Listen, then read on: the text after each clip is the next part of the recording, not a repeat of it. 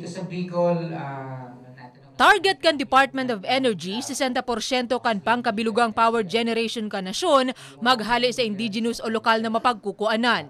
Ini ang mga pananom na igwanin biomass, ang saldang o solar power, ang nagbubulos na tubig o hydropower, asin ang huyop nin duros na nagaagi sa wind turbines arog kay ni.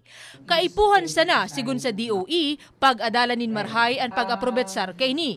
One, we have to conduct a comprehensive study ng ating renewable energy resource. Let's say in Bicol region, ano yung mga available resource sa Bicol region? And then, after identifying, ipopromote natin ito sa private sector for their investment. Kasi yung gobyerno natin, medyo sabi natin limited yung funding. So, sa Bicol, bastante subot ang renewable energy sources. Mahiwas ang mga paruyan asin Yugan. May potensyal man na power plant sa Labo asin Mercedes Camarines Norte, Catanduanes, Siruma asin Sangay sa Camarines Sur. Ang kontrobersyal man na kasilidam sa Sipokot, Pigaadalan bilang mini hydropower source. Ang ating dyan is replacement instead of constructing an oil plant, renewable tayo.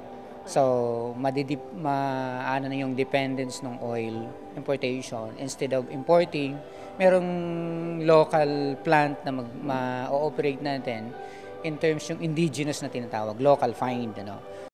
Ang potential power sources na ini, magiging dagdag subuot sa existido ng geothermal plant sa Tiwi Albay, Panikwaso, Naga City, asin Buhi, Camarines Sur.